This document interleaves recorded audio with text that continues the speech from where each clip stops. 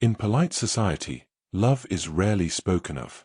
It is hinted at, regulated, and, when necessary, punished. A woman may follow every rule, observe every custom, guard every gesture, and still find that one moment of humanity is enough to outweigh a lifetime of restraint. This is not a story about passion. It is a story about consequences. The kiss lasted no more than a second. There was no promise in it. No plan. No witness bold enough to intervene. There are moments in a woman's life when safety feels like certainty. Clara Sinclair knew such moments well. They arrived in the rhythm of morning calls, in the predictable rotation of drawing rooms and garden parties, in the careful choreography of who stood beside whom and for how long. Safety, she had learned, was not the absence of danger, it was the presence of structure. Rules observed. Propriety maintained. A life lived within boundaries so familiar they ceased to feel like confinement. She had been raised to believe that goodness ensured protection. That modesty was armor. That a woman who conducted herself with grace and restraint would find herself shielded by the very society she served. And for 22 years, this belief had proven sound. The summer of 1814 began as summers before it, warm, orderly, abundant with light. There were no whispers of ruin in the air, no shadows lengthening where they ought not. The season had concluded without incident. Clara's name appeared on invitation lists with the regularity of tide. Her mother, ever watchful, had no cause for concern. Her father, ever gentle, had no reason to intervene. She moved through society as a woman should, seen but not scrutinized, pleasant but not provocative, present but not prominent. Unremarkable, in the most valuable sense of the word. It is important to understand this. What followed was not the consequence of recklessness, nor the fruit of rebellion. Clara Sinclair did not court disaster. She did not test boundaries or flirt with impropriety. She was not naive, nor was she foolish. She was simply human. And in the world she inhabited, that was enough. The garden party at Havenwood Estate would later be remembered, by those who remembered it at all, as an entirely ordinary affair. The hedges were trimmed. The weather held. The guests were neither too loud nor too reserved. Laughter drifted across the lawn in measured intervals, as it should. Conversations unfolded with the ease of long acquaintance. Clara felt no premonition as she walked among the roses that afternoon. No chill of warning. No instinct to withdraw. She felt only what a woman feels when she believes herself safe, a quiet contentment. A sense of belonging. It is a particular cruelty, perhaps, that safety offers no farewell when it departs. It simply vanishes. And by the time one realizes it has gone, the world has already shifted, silently, irrevocably, into something unrecognizable. Clara Sinclair would not understand this for several days yet. But the understanding, when it came, would be absolute. What follows is not a tale of scandal, for scandal requires noise. This is a story of silence, of withdrawal, of how a life may be dismantled without a single accusation ever being made. The tongue does not destroy loudly. It survives quietly. And some losses are never named at all. Before we begin, I ask only one thing. If you stay, if you listen all the way through, then do not let this story pass through you unnoticed. These women were forgotten once already. If you are still here, consider subscribing, not out of habit, but as a way of choosing not to look away again. The afternoon arrived as summer afternoons should, warmly, without urgency, with light that gilded rather than burned. Havenwood Estate spread itself across the countryside with the confidence of old money and older lineage. Its gardens had been designed by a man whose name Clara could not recall but whose work spoke for itself. Terraced lawns descending toward a lake, hedges sculpted into geometry, roses blooming in disciplined abundance. Everything in its place. Everything as it ought to be. Clara stepped from the carriage with her mother's hand briefly at her elbow, a touch that conveyed both affection and instruction. Mrs. Margaret Sinclair had perfected this gesture over decades, the mother who guided without appearing to control, who corrected without seeming to criticize. "The Harrisons are here already," her mother observed quietly, nodding toward a cluster of guests near the terrace. And I believe I see the Ashworths by the fountain. Clara followed her gaze. The gathering was neither small nor overwhelming. Perhaps 40 guests scattered across the lawn in conversational groupings that would shift and reform throughout the afternoon like the patterns of a country dance. She recognized most of the faces. Some she knew well. Others she knew only as one knows people in society. By name, by family, by the careful cataloguing of connections that governed every interaction. Her father had already drifted toward a group of gentlemen discussing, if Clara knew him at all, something agricultural and vaguely political. Mr. Henry Sinclair was a man who preferred the company of ideas to the demands of social performance. He would remain there, pleasant and unobtrusive, until it was time to leave. "Shall we?" her mother suggested, though it was not truly a question. They moved together across the lawn, Clara's pale blue muslin catching the breeze in a way that felt neither immodest nor particularly noteworthy. She had dressed with care that morning, as she always did, not to attract attention, but to avoid its absence. To be appropriately present. To belong. Miss Sinclair. The voice belonged to Miss Thomasina Lee, who approached with the easy warmth of genuine friendship. Thomasina was one of those rare creatures in society, a woman whose kindness seemed effortless rather than performative, whose laughter required no calculation. "I was hoping you'd come," Thomasina continued, linking her arm through Clara's with familiar affection. "Caroline is here somewhere. Oh, there she is, near the roses. Come, we've claimed a spot with the best view and the least likelihood of being drawn into Mrs. Pemberton's opinions on French fashion." Clara smiled. "A strategic position, then." "Essential," Thomasina agreed, steering them both away from the main terrace toward a section of garden where several young women had indeed established themselves in a loose circle, parasols tilted against the sun, conversation flowing with the particular ease of those who need not perform for one another.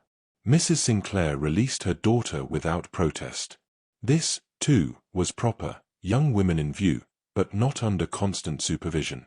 Free to converse, but within the boundaries of what society deemed appropriate. Clara felt herself relax into the rhythm of it, the gentle back and forth of gossip and observation, news and speculation. Who had been seen where? Which gentleman had been attentive at the theatre? What invitations had been received for the coming weeks? It was pleasant, undemanding, safe. "Mr. Redwin is here," Caroline mentioned casually, glancing across the lawn toward the lake. "I saw him arrive just before you." Thomasina's eyes brightened with interest. "Has he spoken with you yet, Clara?" "Not today," Clara replied, aware of the slight warmth rising to her cheeks, a physiological response she could neither prevent nor fully explain. Julian Redwin had been present of late. Not aggressively so. Not in any manner that required acknowledgement or defense. But present nonetheless. At the theatre 3 weeks prior. At a dinner party the week after. At a musicale where he had stood near enough to exchange brief, unremarkable conversation. He was well-bred, well-regarded, well within the sphere of men her mother would consider appropriate. Clara had noted his attention without attaching significance to it. Men were often attentive. It meant little until it meant everything, and society had rules, unspoken but absolute, about when attention became intention. "His walking this way," Caroline observed, not without amusement. And indeed he was. Julian Redwin moved across the lawn with the particular confidence of a man who had never been made to feel unwelcome anywhere. Tall, fair-haired, with features that were handsome without being remarkable, he possessed that quality some men seemed born with, the ability to occupy space comfortably, to navigate society without apparent effort. "Miss Sinclair," he greeted her, offering a bow that was neither too formal nor insufficiently respectful. "Miss Lee. Miss Caroline. A pleasure." The young women murmured their acknowledgments. Thomasina's smile suggested she found the entire interaction vastly entertaining, though she had the grace not to say so aloud. "The gardens are particularly fine today," Julian continued, his attention settling on Clara in a way that was unmistakable yet entirely proper. "I wonder if you might care to walk toward the lake? The view is said to be exceptional from the far terrace." It was not an unusual request. Chaperoned proximity was the currency of courtship, walks in gardens, turns about drawing rooms, carefully orchestrated moments in which two people might speak without impropriety. Clara glanced toward her mother, who was engaged in conversation some distance away but whose awareness of her daughter's location never truly lapsed. Mrs. Sinclair's gaze met Clara's briefly, assessed the situation, and returned to her companion without visible concern. Permission granted through absence of objection. "That would be lovely," Clara replied.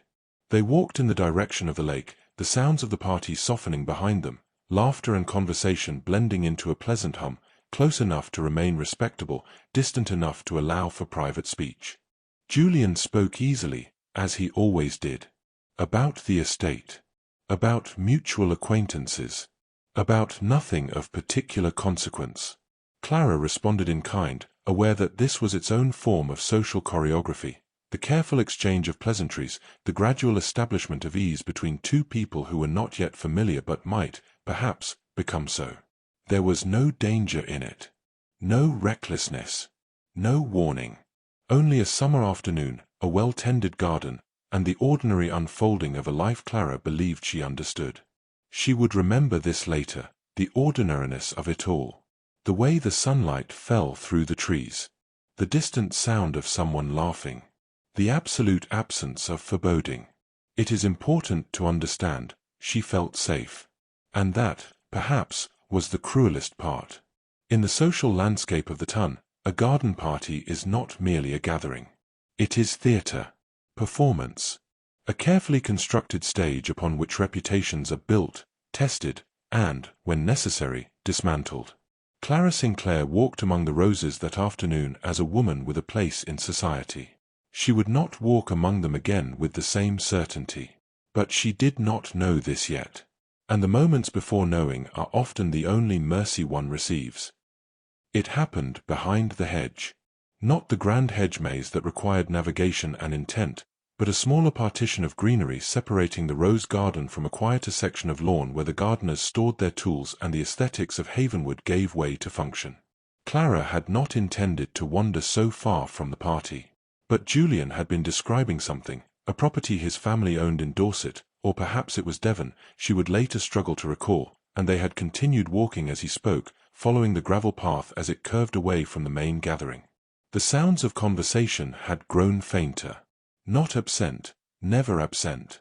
Laughter still drifted across the gardens, distinct enough to remind them both that they remained within the sphere of society, that nothing truly private could occur here. That was the assumption, at least.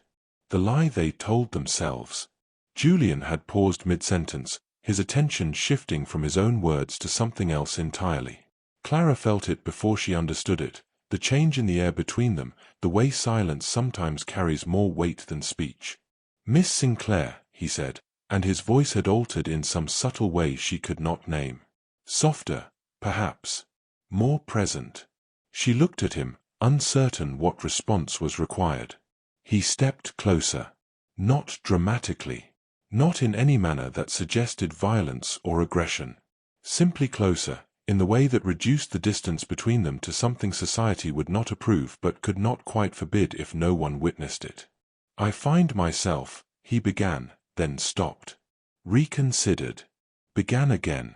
"I have enjoyed your company these past weeks more than I can properly express in a garden."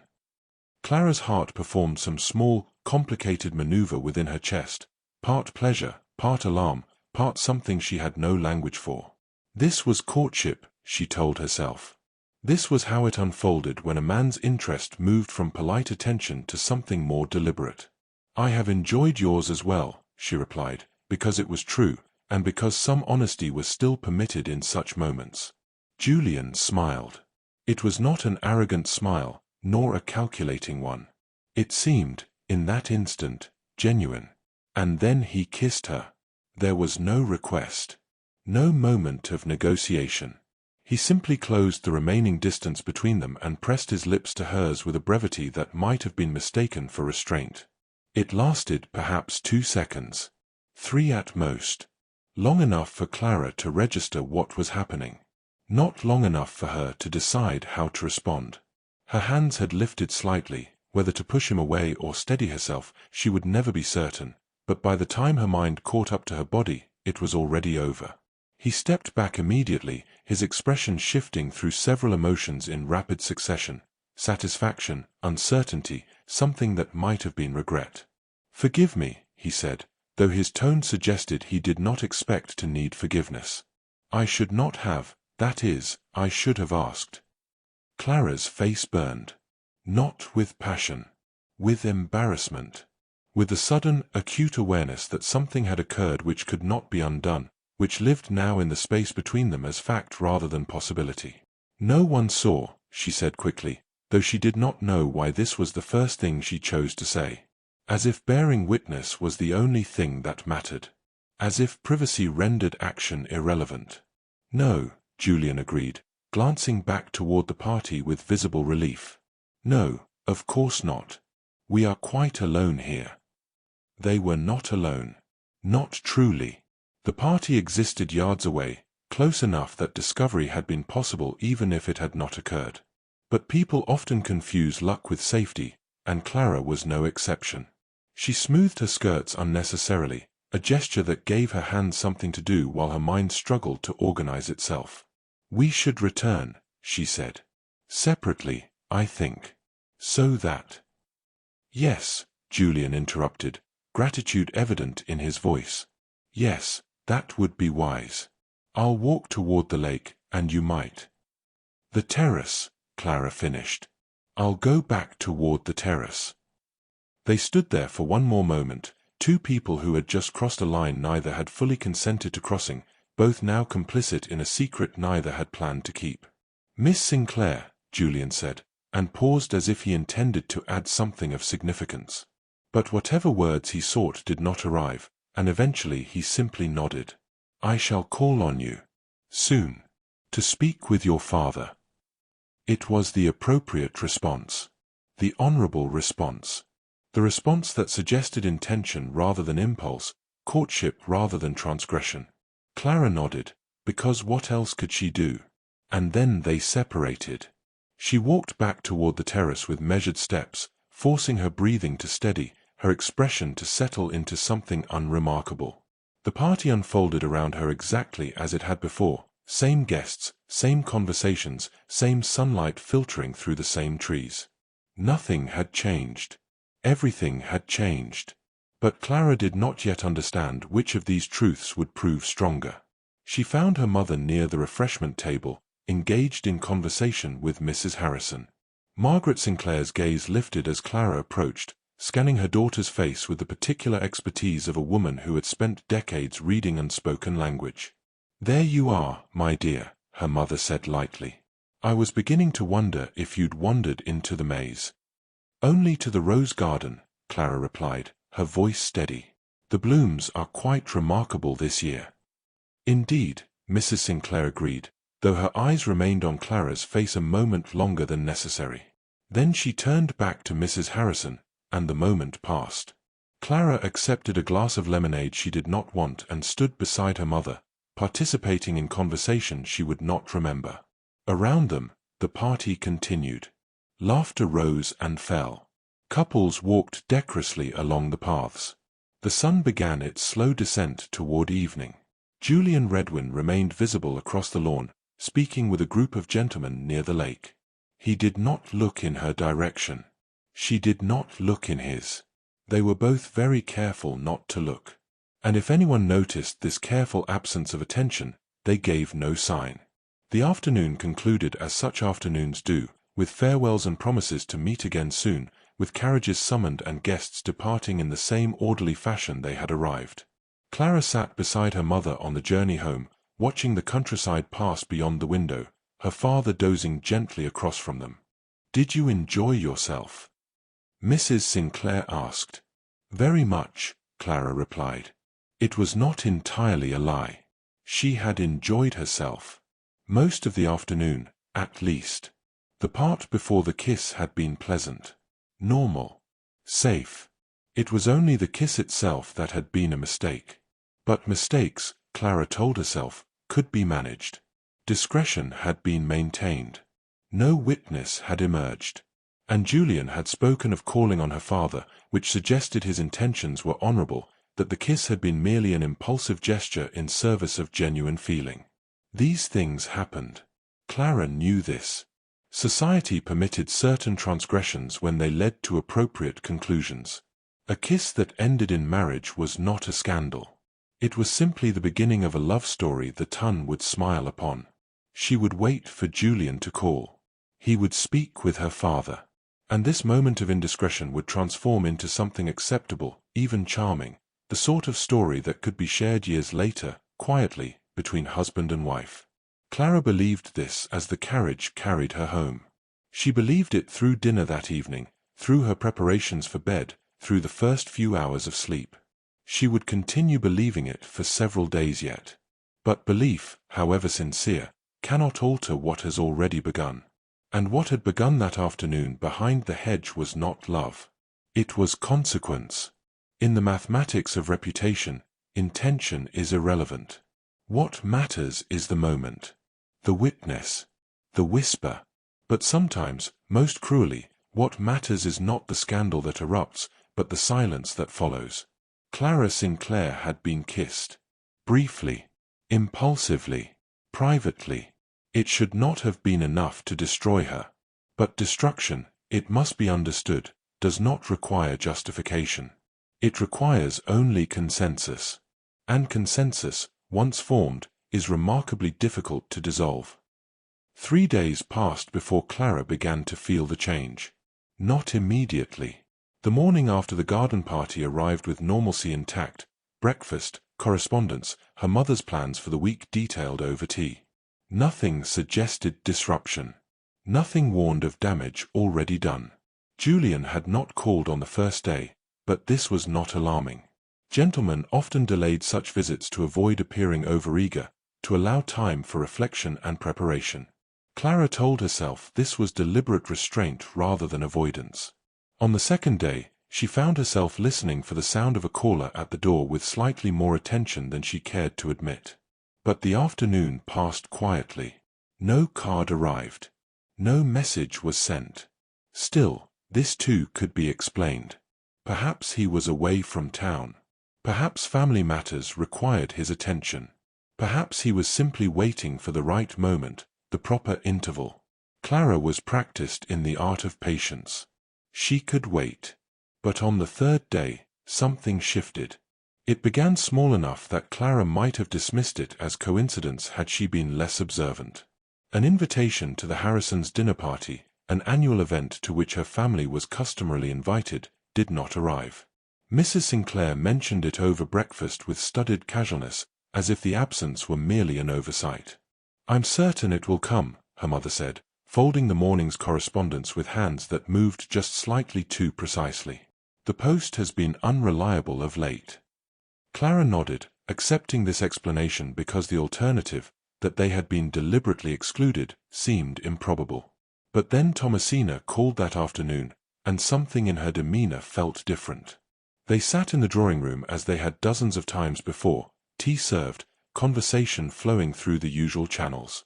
Yet Thomasina's attention seemed to drift, her responses arriving half a beat slower than natural. And when Clara mentioned the garden party at Havenwood, carefully, casually, testing the waters, Thomasina's expression closed in a way that was both subtle and unmistakable. "Oh yes," Thomasina said lightly. "Quite lovely, wasn't it? Though I confess I left earlier than I'd intended. My mother was feeling unwell." This was not true. Clara had seen Thomasina still present when her own family departed. But she said nothing, only smiled and redirected the conversation towards safer topics. Thomasina left shortly after, citing an engagement Clara suspected did not exist. The visit had been shorter than usual, more formal, as if they were acquaintances rather than friends, as if something had been decided in Clara's absence. That evening, the Sinclairs attended a musical performance at the Pembertons' home, a regular gathering of families within their social circle. Clara dressed with particular care, though she could not have said why. Some instinct, perhaps. Some growing awareness that she was being observed more carefully than before. The performance itself was pleasant enough. A young woman played pianoforte with competent if uninspired skill, followed by a tenor whose voice was stronger than his material deserved. Clara sat beside her mother, applauding at appropriate moments, offering polite conversation during the interval. But she felt it. The shift. Eyes that lingered on her just slightly too long. Conversations that paused as she approached, then resumed in altered form. Mrs. Pemberton greeting her with warmth that felt performative rather than genuine, as if she were being kind to someone who now required kindness rather than simply deserved it. And Julian. He was there, standing near the refreshment table with several other young men. Clara saw him immediately, felt her heart perform that small, complicated movement it had learned in response to his presence. She waited for him to approach, to seek her out, as he had at the garden party, with that easy confidence that suggested he had every right to her attention. But he did not. He remained exactly where he was, laughing at something one of his companions said, his gaze moving across the room in a careful arc that seemed designed to land everywhere except on her. Clara told herself this was discretion, that he was being proper, avoiding the appearance of particular attachment before speaking with her father. But as the evening progressed and he continued not to approach, not even briefly, not even for polite acknowledgement, the explanation felt increasingly inadequate. She watched him speak easily with other young women. Watched him bow to Miss Caroline with perfect courtesy. Watched him exist in the room as if Clara were simply another guest, unremarkable and unconnected to him in any significant way. And still, she made excuses. He was being cautious. Appropriate. This was how gentlemen behaved when their intentions were serious. But beneath the excuses, something else was growing.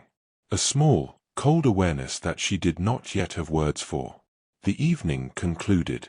Carriages were summoned. Clara found herself beside her mother in the entrance hall, waiting for their turn to depart, when Julian passed close enough that acknowledgement would have been natural.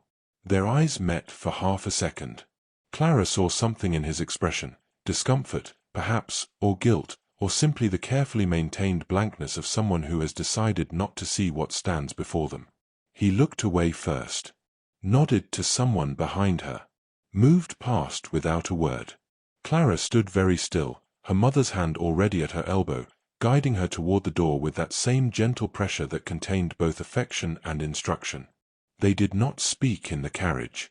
Her father dozed. Her mother gazed out the window, her expression unreadable in the dim light.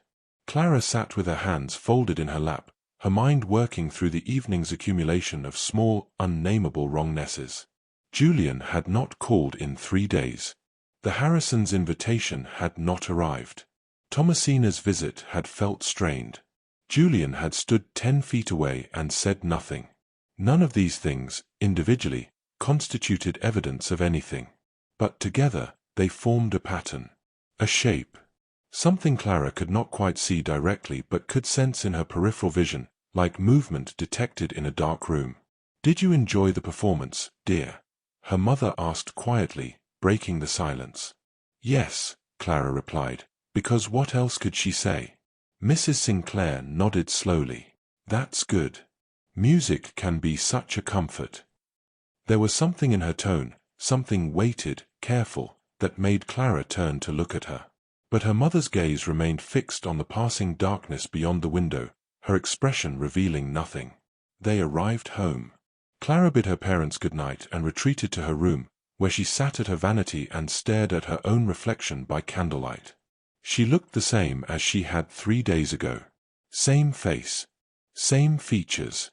Same modest nightgown and carefully braided hair. Nothing visible had changed. Yet she felt different. Marked in some way she could not identify or articulate. The kiss had been witnessed by no one. Julian had given no indication of speaking about it. Clara herself had told no one, not even Thomasina, who might have been trusted with such a confidence. So why did it feel as if the entire room at the Pembertons had known something she did not? Clara extinguished the candle and climbed into bed, pulling the covers close despite the warmth of the summer night. She did not sleep for a long time. And when she finally did, her dreams were full of eyes that looked away, conversations that ended too quickly, doors that closed quietly but firmly in her face. She woke the next morning to sunlight and birdsong and the ordinary sounds of a household beginning its day. Everything was fine. Everything had to be fine. But somewhere beneath the surface of normalcy, something had shifted. Something fundamental. And Clara Sinclair, careful, proper, blameless Clara, was only just beginning to understand that safety, once lost, is not easily reclaimed. Even when one does not know how it was lost in the first place. Society does not announce its judgments. It does not convene tribunals or issue proclamations. It simply adjusts. Conversations redirect. Invitations thin. Attention flows elsewhere, like water finding new channels after a stone has blocked its path. The stone, of course, never knows what it has done. It only knows the water no longer touches it. Clara Sinclair was beginning to feel the drought. But she did not yet understand that she herself had become the stone. The understanding came in fragments. Not all at once, as revelation sometimes does, but in pieces scattered across the following week like shards of something broken, sharp-edged, difficult to arrange into coherent meaning. Clara found the first piece on a Thursday afternoon.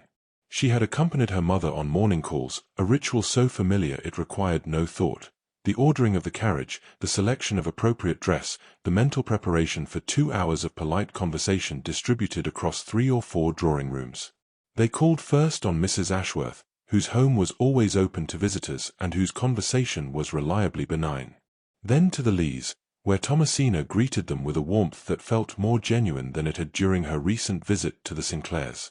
But there was something careful in the way Thomasina spoke. Something measured. As if she were navigating terrain that required attention. They took tea in the morning room. Mrs. Lee inquired after Mr. Sinclair's health. Margaret Sinclair reciprocated with questions about Thomasina's younger brother. The conversation moved through its expected progression, touching on weather, upcoming events, the quality of this season's strawberries. And then, as Clara reached for her teacup, Mrs. Lee said something that made the air in the room shift perceptibly. "I understand the Harrisons' dinner has been postponed." Such a shame. Margaret Pemberton mentioned they'd had to reduce the guest list rather significantly due to some matter with the dining room. "Water damage, I believe," she said. Mrs. Sinclair's hand paused for only a fraction of a second before continuing to her own cup. "How unfortunate. I hope the repairs are not too extensive." "Oh, I'm certain it will be resolved quickly," Mrs. Lee continued, her tone light, her gaze not quite meeting Clara's. "These things happen. One must simply adjust one's expectations accordingly." There was something beneath the words. Some secondary meaning Clara could not quite grasp but could feel pressing against the edges of her understanding. Thomasina cleared her throat softly. "More tea, Clara." The conversation redirected. The moment passed. But Clara's mind remained fixed on it, turning it over like an object examined in poor light. Water damage. Reduced guest list. Adjust one's expectations. The invitation that had never arrived now explained as something beyond anyone's control. A reason that was not a reason. An excuse that was almost certainly a lie. They departed shortly after, Mrs. Lee's farewell warm enough to seem genuine, distant enough to suggest the warmth had limits. In the carriage, Clara's mother sat in silence, her gaze fixed on something beyond the window. Her expression was perfectly composed, but Clara had known her long enough to recognize the tension in the set of her shoulders, the way her gloved hands gripped each other too tightly in her lap. "Mother," Clara began quietly. "The Harrisons." "Some other time, Clara," Mrs. Sinclair interrupted, her voice gentle but absolute. "Not now." And so Clara fell silent, though the questions continued multiplying in her mind. The second fragment arrived 2 days later. Clara had walked to the lending library, a respectable establishment where young women might browse without chaperone if they remained visible from the street. She had gone seeking distraction, something to occupy her mind beyond the growing collection of small wrongnesses she could not organize into meaning. She was examining a volume of poetry near the window when she heard voices from the adjacent aisle. Female voices, young, familiar. Caroline. And someone else, Miss Weatherby, perhaps, though Clara could not be certain without looking. Simply unfortunate timing, Caroline was saying, her voice lowered but not quite lowered enough. My mother says these things resolve themselves if given time and discretion. But surely if nothing actually happened, this was Miss Weatherby, her tone uncertain. It hardly matters what happened, Caroline replied, and there was something almost weary in her voice. Something resigned. What matters is the perception. And once perception shifts, well, one must be careful about associations. You mean? I mean that I like Clara Sinclair very much. I always have. But liking someone and being seen to like someone are not always the same thing. My mother has made it quite clear that my own prospects must be considered. Silence followed. Then Miss Weatherby, quieter now, that seems rather cruel. Perhaps, Caroline agreed. But kindness is a luxury, isn't it? One can afford it only when it costs nothing. Clara stood absolutely still, the book of poetry forgotten in her hands. The words continued around her but no longer reached her with full comprehension. Her mind had caught on a single phrase and could not move past it. One must be careful about associations. She waited until she heard them move away, their footsteps retreating toward the front of the library. Then she replaced the book with hands that trembled slightly and departed without borrowing anything. The walk home took 20 minutes. Clara counted each one, using the numbers to anchor herself against the strange weightlessness that had begun to fill her chest. Nothing had happened. Caroline had said so herself, if nothing actually happened. But something had shifted nonetheless. Some calculation had been performed in drawing rooms across town, by mothers and daughters who had weighed Clara's value against their own interests and found the association no longer worthwhile. Not because she had done anything, but because perception had shifted. And in society, perception was reality. The third fragment arrived at dinner that evening. Her father, who rarely involved himself in social matters, set down his fork midway through the meal and looked at his wife with an expression Clara could not quite interpret. "Margaret," he said quietly, "I received a note from Harrison today." Mrs. Sinclair's composure did not waver, but something flickered across her face, brief, quickly suppressed. "Oh." "He wished to inform me, quite delicately, that his wife has been unwell. That they will be entertaining less frequently in the coming months." Mr. Sinclair paused, his gaze moving to Clara with something that might have been sympathy or might have been resignation. He also took the opportunity to mention that young Redwin has been seen paying particular attention to the youngest Ashworth daughter. The room went very still. Clara felt her heartbeat in her throat, her ears, her fingertips. "How kind of him to keep us informed," Mrs. Sinclair said evenly, though her knuckles had gone white where they gripped her knife. Mr. Sinclair nodded slowly. "Quite. I thought you should know." He did not explain what she should know, precisely. But Clara understood. The message was clear. Julian Redwin had moved on. Publicly. Visibly. With a young woman whose reputation remained intact, whose associations remained valuable. And someone, Harrison, perhaps others, had felt it necessary to ensure the Sinclairs were aware of this development. Not out of cruelty, but out of something that might have been mistaken for kindness. A warning. An explanation. "This is how things are now. Adjust accordingly." "I see," Clara heard herself say, though her voice sounded distant, as if it belonged to someone else. "Thank you for telling me." Her father's expression softened. "Clara." But she was already standing, murmuring something about not being hungry, about retiring early. Her mother did not stop her. Her father did not call her back. They let her go. Because what else could they do? Clara climbed the stairs to her room and closed the door with careful quietness. She did not cry. Tears required a clarity of emotion she did not possess. Instead, she sat at her vanity and stared at her reflection until the light faded and the room filled with shadow. The fragments were beginning to form a picture now. An understanding. She had been kissed. Briefly. Privately. By a man who had implied his intentions were honorable. But something had leaked. Some whisper. Some rumor so quiet it never reached her directly but had nonetheless spread through drawing rooms and morning calls like water seeping through cracks in a foundation. Or perhaps nothing had leaked at all. Perhaps Julian had simply reconsidered, weighed the potential complications against his own comfort and found the mathematics unfavorable. Perhaps he had mentioned something to a friend. Perhaps that friend had mentioned something to his mother. Perhaps that mother had mentioned something to someone else, each telling framed as concern, as discretion, as the responsible management of information that might affect one's own family. No malice required. No villain necessary. Just people protecting themselves and those they loved.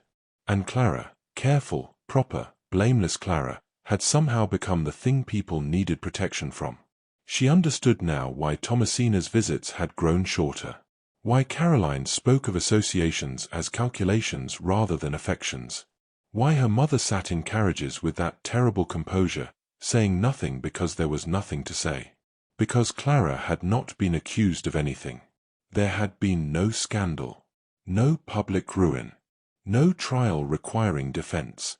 There had been only this, a quiet consensus forming in her absence, an agreement reached without her participation, that Clara Sinclair was no longer an asset but a liability. That being seen with her was a risk rather than a pleasure. That kindness toward her was a luxury no one could quite afford. She had been erased without accusation. Exiled without explanation. And the most terrible part was this, she could not even argue against it, because no one had been cruel enough to state the judgment aloud. They had simply decided. And in that deciding, she had ceased to exist as she once had, as Clara, friend and neighbor and potential match. She had become instead a problem to be managed. A subject to be avoided. A name mentioned only in lowered voices, with sympathy that cost nothing because it changed nothing. Clara sat in the growing darkness of her room and understood, with a clarity that felt almost like grief. The world had moved on. And she had not been invited to follow. In the arithmetic of society, there are no appeals. No courts of review. No opportunities to face one's accusers, because there are no accusers, only people making reasonable decisions, protecting reasonable interests, exhibiting perfectly reasonable caution. Who could argue with reason? Who could condemn someone for protecting their own? The beauty of collective cruelty is that it requires no individual villain. Only many people, each making one small, sensible choice. Each closing one door. Until there are no doors left. And the woman standing outside them begins to understand. She is not being punished for what she did. She is being survived. The conversation Clara had been dreading arrived on a Tuesday morning. She had woken to rain, steady, grey, the kind that suggested it had no intention of stopping. The sort of weather that kept families indoors, that transformed drawing rooms into small, inescapable worlds where difficult things could no longer be postponed. Clara had taken breakfast alone, her father already departed for his study, her mother occupied with household matters. She had retreated to the morning room afterward with a book she had no intention of reading, hoping the appearance of occupation might protect her from whatever was coming. It did not. Her mother entered quietly, closing the door with a softness that felt more ominous than any slam. Mrs. Margaret Sinclair carried herself with that particular composure Clara had learned to recognize, the kind that preceded pain delivered gently, as if gentleness might somehow reduce the damage. "Clara, darling," her mother began, settling into the chair across from her. "I think it's time we spoke plainly." Clara set down her book. Her hands, she noticed distantly, were steady. Some part of her had been preparing for this moment since the garden party, though she had not known it until now. "Yes, mother." Mrs. Sinclair folded her hands in her lap, those same hands that had guided Clara through 22 years of life, that had corrected her posture and adjusted her ribbons and touched her elbow with affection and instruction in equal measure. "You are aware, I think, that your circumstances have become delicate." It was not a question, but Clara answered anyway. "I am beginning to understand that something has changed, yes." "Something," her mother repeated, and there was a weariness in the word. A weight. "Yes. Something has changed. Though what precisely occurred, I confess I do not fully know." and I find myself uncertain whether knowing would improve our situation or simply provide detail to a picture already sufficiently clear." Clara's throat tightened. "Mother, I did nothing." "I believe you," Mrs. Sinclair interrupted, and the quickness of her response suggested she truly did. "I believe you conducted yourself with all the propriety I raised you to embody. And yet here we are." The rain continued its steady percussion against the windows. Clara watched water trail down the glass in uneven paths, each droplet finding its own way down, following channels created by those that came before. "Then what?" Clara began, but could not finish the question. Because she already knew the answer. Her mother provided it anyway. In society, Clara, intention matters far less than perception. And perception, once shifted, is remarkably resistant to correction. Mrs. Sinclair's voice remained steady, but something in her eyes betrayed the cost of this steadiness. "I do not know what occurred at the Havenwood party. I do not know what was seen, or said, or imagined. But something has been decided. By whom, I cannot say. Perhaps by many people, each making their own small calculation. And those calculations have resulted in a consensus." "A consensus," Clara echoed, the word bitter on her tongue. "That you are no longer—" Her mother paused, searching for language that might soften what could not be softened. "That associations with you carry risk. For young women whose reputations must remain unblemished. For families whose prospects depend upon careful management of appearances. I have done nothing wrong. I know, darling. I know." And the grief in her mother's voice was real. Clara could hear it, genuine sorrow mixed with something else. Something more complicated. But wrong and ruined are not always the same thing. You can be blameless and still be compromised. In reputation if not in fact. The word hung in the air between them, *compromised.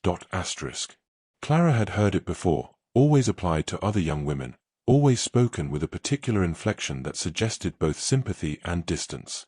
She had never imagined it would be applied to her. "What am I meant to do?" she asked, and hated the smallness of her voice. Mrs. Sinclair leaned forward slightly, and for a moment she looked less like the careful guardian of reputation and more like simply a mother facing her daughter's pain with inadequate tools. "You are meant to be patient. Modest. Above reproach in all things." She reached out, taking Clara's hand in both of her own. "You must become smaller, Clara. Less visible. Less present. Give society time to forget whatever it thinks it knows. Allow the attention to drift elsewhere, as it always does eventually." "Become smaller," Clara repeated numbly. "Make no demands. Issue no complaints. Attend only the gatherings where your absence would cause more comment than your presence. Speak little. Smile appropriately. Remind no one of whatever story they have decided to tell themselves about you."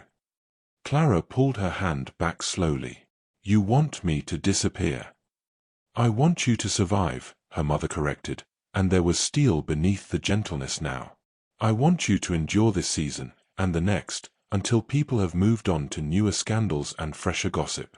Until you are no longer interesting. No longer relevant." "And then what?" "I simply resume my life." Mrs. Sinclair's silence was answer enough.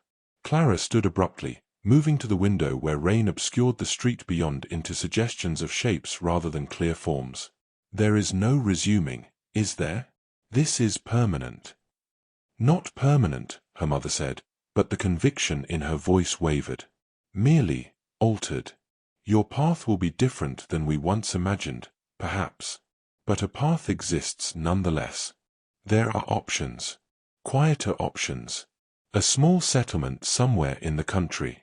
A respectable widower seeking companionship rather than passion. A life of usefulness if not prominence." Clara closed her eyes against the future being described. A future of diminishment. Of grateful acceptance of whatever scraps society deemed appropriate for a woman whose value had depreciated through no clear fault of her own. "Did he speak of it?" she asked quietly, not turning from the window. "Julian. Did he explain?" Her mother's pause told Clara everything before the words arrived. His mother called last week. Very briefly. Very politely. Mrs. Sinclair's voice had gone flat, affectless. She wished to convey, with utmost delicacy, that her son held you in the highest regard. That any misunderstanding regarding his intentions was deeply regretted. And that she hoped our families might remain on cordial terms despite the unfortunate circumstances. Cordial terms, Clara said. How generous. She also mentioned, quite casually, that Julian has been keeping company with the Ashworth girl. That they seem quite well suited. That a match is anticipated before winter.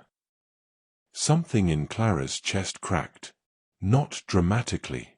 Not with the sharp pain of sudden injury, but with the slow, grinding ache of something structural giving way. I see, she managed. He has survived the unfortunate circumstances quite admirably. Yes, her mother agreed, and there was bitterness in the word. Men generally do. Clara turned to look at her mother then, seeing her clearly perhaps for the first time in this conversation. Mrs. Margaret Sinclair sat very straight in her chair, her composure intact but her eyes carrying the weight of understanding Clara had not credited her with possessing. You knew, Clara said. You knew this is how it would be. I have been a woman in society for 47 years, Clara. I know how every story of this nature concludes. I had simply hoped. She stopped, her composure fracturing for just a moment before reassembling itself. I had hoped to protect you from this particular education. It seems I failed. You raised me to believe propriety was armor. I raised you with the only tools I possessed, her mother corrected quietly. I taught you what I was taught, that goodness and caution would ensure safety. And I believed it, Clara. I believed it because I had to. Because the alternative was to acknowledge that no amount of care can fully protect us. That sometimes, despite every precaution, the world simply decides. The rain continued. The room felt smaller than it had moments before. What am I meant to do with this rage? Clara asked, the word escaping before she could contain it. Mrs. Sinclair's expression shifted, something like recognition, or perhaps memory. You are meant to bury it. To transform it into patience, endurance, dignity. To wear it so quietly that no one suspects it exists. She stood, smoothing her skirts with practiced precision. Rage, Clara, is yet another luxury women cannot afford. And if I cannot bury it? Her mother moved to the door, her hand resting on the handle. She did not turn back when she spoke. Then you will learn to. Because the alternative is to destroy yourself fighting a battle that cannot be won. Society does not lose, Clara. It simply outlasts. And women who rage against it do not become revolutionaries. They become cautionary tales. She opened the door, paused in the threshold. I love you, Mrs. Sinclair added, and her voice finally broke around the words. Please understand, everything I do, everything I ask of you, it comes from love. From a desperate desire to see you survive what I cannot prevent. And then she was gone, closing the door with that same terrible softness. Clara remained at the window, watching rain transform the world into something blurred and uncertain. Her reflection stared back at her from the glass, pale, composed, small. Becoming smaller. That was what survival required. Not vindication. Not justice. Not even explanation. Just the slow, careful process of taking up less space. Of making herself so unremarkable that society could comfortably forget she had ever been otherwise. Her mother loved her. Clara did not doubt this. But love, she was learning, could coexist with complicity. Could coexist with the careful management of one's own survival at the expense of justice. Could coexist with the quiet insistence that the victim make herself smaller to accommodate the world that had harmed her. Because what choice did her mother have? She was a woman in society, 47 years old, who had learned the same lesson Clara was learning now, that safety is temporary, that protection is illusory, and that sometimes the people who love you most will ask you to bear injustice silently because they cannot imagine any alternative. Clara pressed her palm against the cool glass and felt the rain's percussion transferred through it, relentless, steady, indifferent. And she understood, with a clarity that felt almost physical. This was not the end of punishment. This was merely the beginning of learning to live within it. There are conversations that fracture the world. Not with revelation. Revelation implies something hidden has been exposed. But with confirmation. With the terrible clarity of having one's suspicions validated, one's fears given voice, one's worst understanding transformed from anxiety into fact. Clara Sinclair's mother loved her. This was not in question. But love, in the architecture of society, is not sufficient protection. Sometimes it is barely protection at all. Sometimes it is merely the kindness of explaining, clearly and gently, exactly how one must shrink in order to survive. And the daughter who loves her mother must then choose to rage uselessly against truth, or to accept it and become smaller and endure. Clara Sinclair stood at the window and felt the choice forming. She had not yet made it. But she was beginning to understand that rage, however righteous, changes nothing when the world has already moved on without you. Clara saw him 3 weeks later at the Thornbury ball. She had not intended to attend. Her mother had suggested, with careful delicacy, that perhaps this particular event might be better missed. The gathering would be large, the company extensive, the likelihood of uncomfortable encounters high. But Clara had surprised herself by insisting. Some part of her needed to see it. Needed to witness with her own eyes what she had been told in whispered reports and careful euphemisms. Needed to understand, viscerally, what it looked like when a man survived unscathed the same moment that had cost a woman everything. Mrs. Sinclair had not argued. Perhaps she understood that some lessons cannot be conveyed second-hand. Perhaps she simply recognized that Clara had already begun the transformation she had requested, the careful shrinking, the strategic withdrawal, and deserved this one act of quiet defiance before the shrinking became permanent. So they went. The Thornbury ballroom blazed with candlelight, music already swelling as the Sinclairs arrived unfashionably late. Clara wore pale green, a color that had once made her feel elegant but now simply made her feel visible in ways she no longer desired. The introductions were brief, polite. Lord and Lady Thornbury greeted them with warmth that seemed genuine enough, though Clara noticed the slight hesitation before her hostess took her hand, the way Lady Thornbury's eyes flickered to Mrs. Sinclair as if seeking guidance on how to navigate this particular guest. "How lovely to see you, Miss Sinclair," Lady Thornbury said with practiced graciousness. "You look well." It was the sort of thing one said to invalids and social pariahs, a statement of appearance rather than substance, requiring no real observation or genuine regard. "Thank you," Clara replied, because what else could she say? They moved into the ballroom proper, and Clara felt it immediately, that shift in atmosphere she had grown familiar with over the past weeks. Conversations did not stop when she entered, but they altered, became more carefully neutral, less animated. She was no longer someone to engage with enthusiasm. She was someone to manage with courtesy. Her mother remained at her side, a quiet sentinel, saying nothing but providing presence, protection of a sort, though Clara was beginning to understand that some things could not be protected against. The dancing had already begun.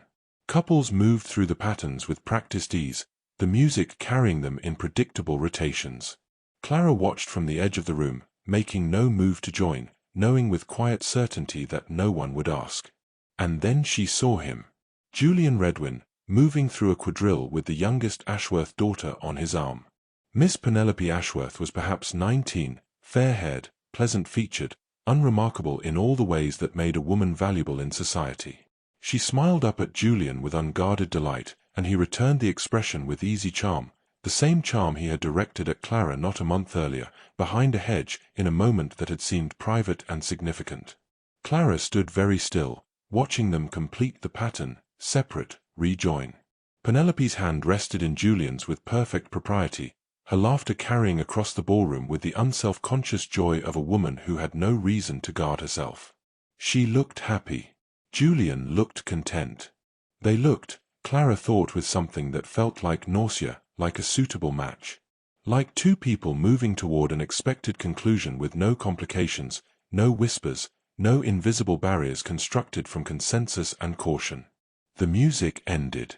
Julian escorted Miss Ashworth from the floor, delivering her to her mother with the attentiveness of a man whose intentions were both serious and approved.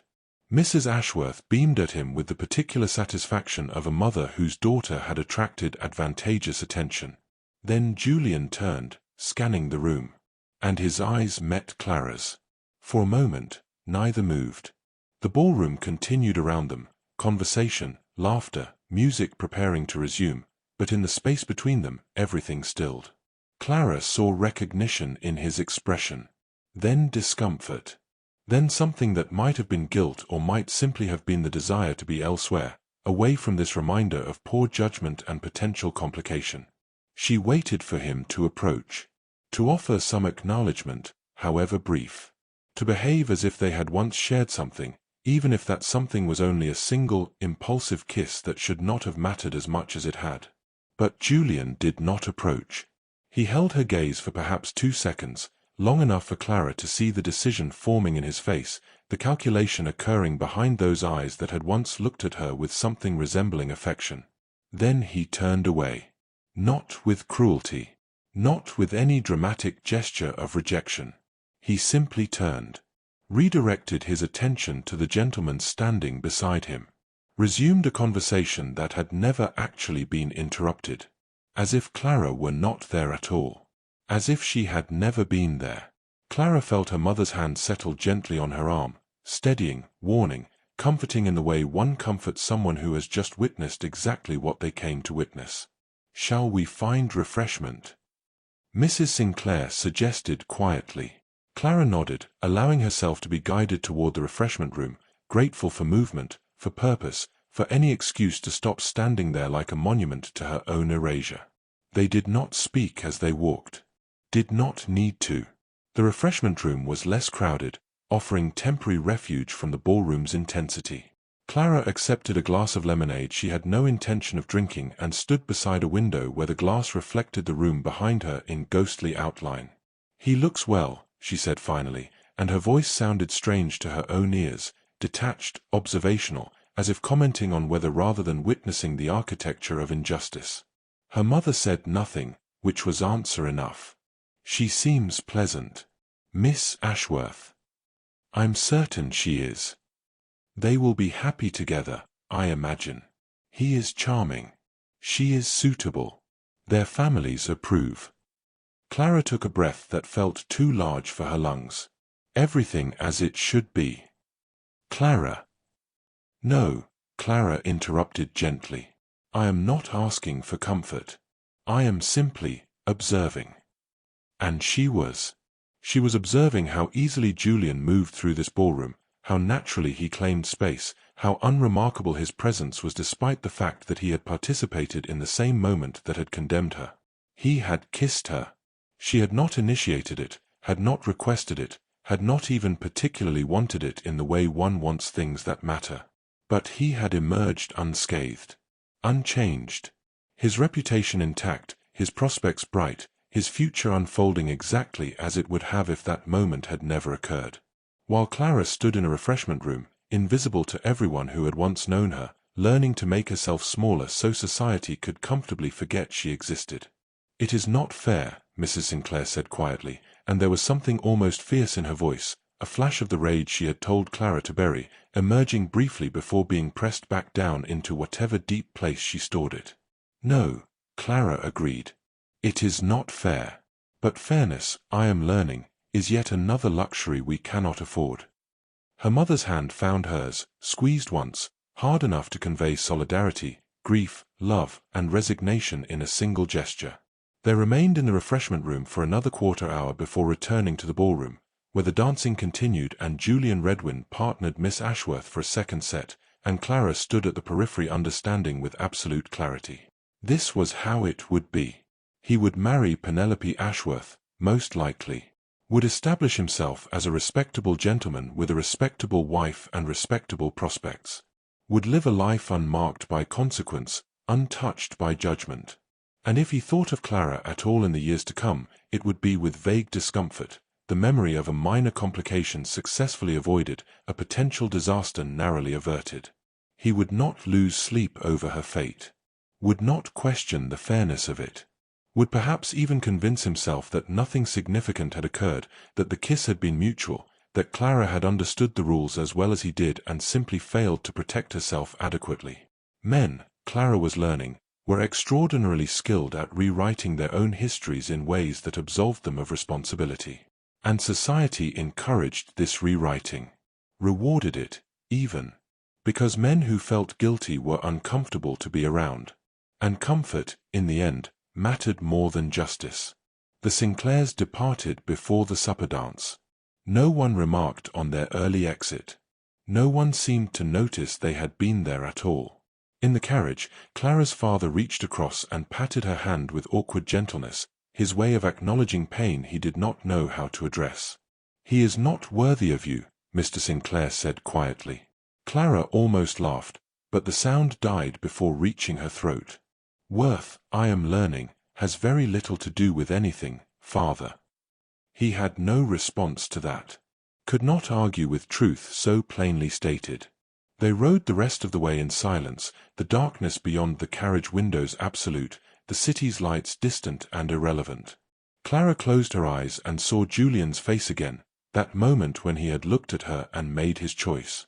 When he had decided that acknowledgement cost more than it benefited him, that kindness was a risk he could not afford.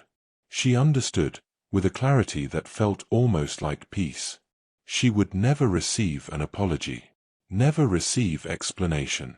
Never receive even the small dignity of being told, directly and honestly, what had been decided about her and why. She would simply be survived. And survival, she was learning, left no room for sentiment. Julian Redwin had moved on. The world had moved on. And Clara, careful, proper, blameless Clara, would remain exactly where she was, watching from the margins as life continued for everyone but her. There are cruelties that announce themselves, violence, betrayal, dramatic rupture. And then there are cruelties that simply exist, quiet, unremarkable, the natural order of things functioning exactly as designed. Julian Redwin was not a villain. He was simply a man who had made a calculation and acted accordingly, who had weighed his comfort against another's dignity and found the mathematics entirely in his favor, who had learned, as all men learn, that consequences are things that happen to other people. Mostly to women. Mostly to women who made the mistake of being human in his presence. Clara Sinclair watched him dance with his future. And understood, finally and absolutely. This was not the exception. This was the rule. And the world did not need to be cruel to enforce it. It needed only to be indifferent. Which it was. Which it had always been. The invitations stopped arriving in October. Not all at once, that would have been too obvious, too cruel in its clarity. Instead, they thinned gradually, like autumn leaves releasing their hold on branches. First one event, then another, then entire weeks passing with nothing but silence where Clara's social calendar had once been full. No one announced this ending. No letter arrived explaining that her presence was no longer desired. There was simply the steady accumulation of absence, mornings when the post contained nothing for her, afternoons that stretched empty because there was nowhere she was expected to be. Her mother stopped mentioning it after the first few weeks. Stopped making excuses about delayed invitations or unreliable messengers. They both understood what was happening. Naming it would only make it more difficult to endure. By November, Clara's days had contracted into something unrecognizable from the life she had lived months before. She woke. She dressed, though with less care than she once had, there being no one to see her, no occasions requiring particular attention to appearance. She read. She walked in the garden when weather permitted, her circuits of the small space growing so familiar she could have navigated them blind. She existed, but she did not live. Not in any way that mattered to the world beyond her family's walls. Thomasina called once in early November, a visit that felt like an act of courage or perhaps guilt. They sat in the drawing-room with tea neither of them drank, conversation stumbling through topics that led nowhere. "You are well?" Thomasina asked, and the question carried more weight than its simplicity suggested. "I am managing," Clara replied, because *well* seemed too dishonest and *miserable* too dramatic for a situation that involved no physical suffering, no tangible loss beyond the intangible loss of everything. "I wanted to come sooner," Thomasina said quietly, her hands twisting in her lap. "I have wanted to come many times. But my mother," she stopped, swallowed. "She believes it unwise for me to be seen associating with me," Clara finished, saving her the discomfort of completing the thought. Thomasina's eyes glistened. "I do not agree with her. But I am not yet of age, and she controls my movements, and her voice broke. "I am sorry, Clara. I am so desperately sorry." "You have nothing to apologize for," Clara said, and meant it. Thomasina was trapped by the same systems that trapped them all: obedience disguised as love, control disguised as protection. "You are being sensible. That is what we are taught to be." "Sensible," Thomasina repeated bitterly. "What a miserable virtue that is." They sat in silence for a moment, two young women who had once laughed together, who had shared confidences and dreams, now separated by an invisible barrier neither had constructed but both were required to respect. Thomasina left after 20 minutes, promising to visit again, a promise they both knew she would not keep, could not keep without risking her own standing. Clara watched her go and felt something settle in her chest. Not pain, precisely. Something quieter than pain. Something like acceptance. This was how it would be. December arrived with cold rain and shorter days. The city prepared for Christmas with its usual enthusiasm, decorations appearing in windows, parties announced, the season of goodwill and celebration approaching with promises of warmth and fellowship. Clara observed it all from increasing distance.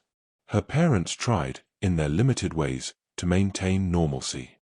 Her father brought her books from his study, volumes on history and philosophy that required no social context to appreciate. Her mother suggested small projects, needlework, correspondence with distant relations, charitable efforts that could be conducted from home. These were kindnesses. Clara recognized them as such. But they were also acknowledgments. Implicit admissions that her life would now be conducted primarily within these walls, that her sphere had contracted to the boundaries of family and little else. One afternoon in mid-December, Clara stood at her bedroom window and watched a carriage stop across the street.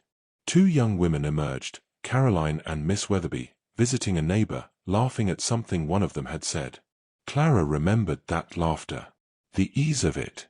The unself-consciousness of moving through the world without constantly calculating risk, without weighing every appearance against potential judgment.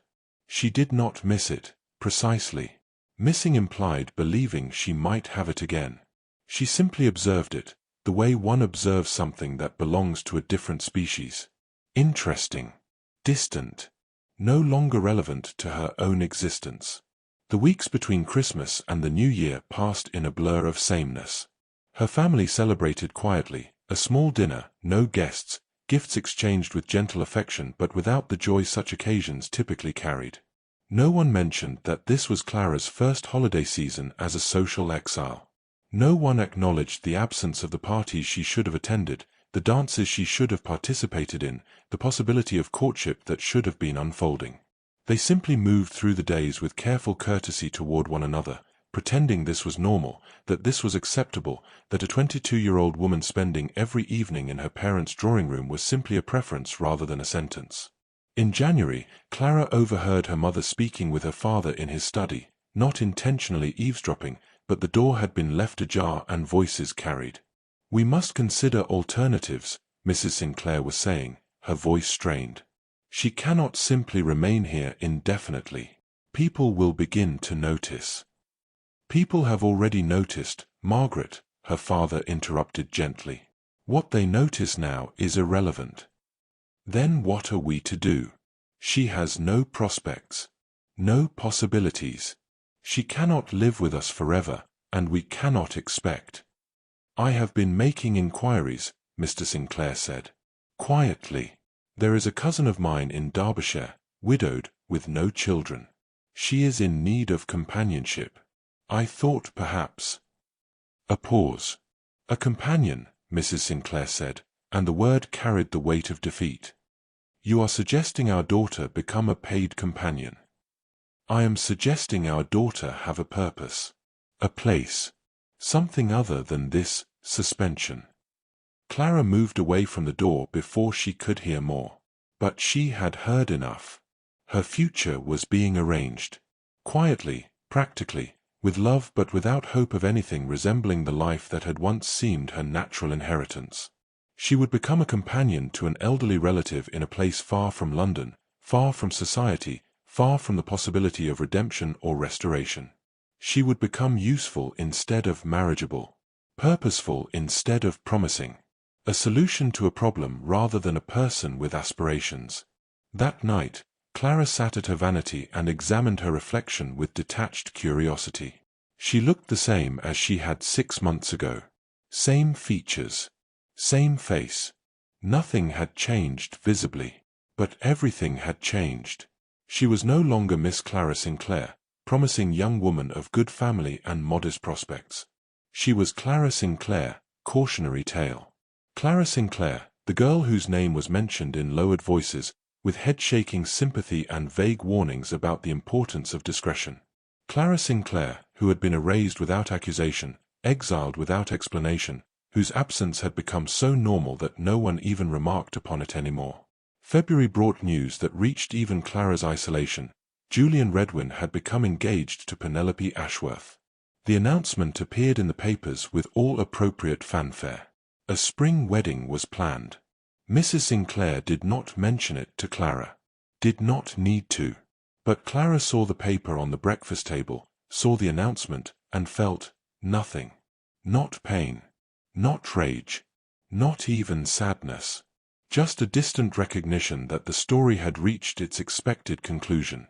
That the world had continued exactly as it intended to, and her role in that continuation was to simply not exist where she might complicate anyone's comfort. Julian would marry. Would establish a household. Would produce children and build a reputation and live a life unmarked by the moment that had cost Clara everything. And Clara would go to Derbyshire. Would become a companion. Would spend her days reading to an elderly woman, managing correspondence, providing useful service in exchange for accommodation and a small stipend. It was not the ending she had imagined for herself. But it was an ending nonetheless. And endings, Clara had learned, did not require drama or resolution or justice. They simply required time to pass until everyone stopped expecting anything different. By March, the arrangements had been made. Mr. Sinclair's cousin had agreed. Clara would depart after Easter.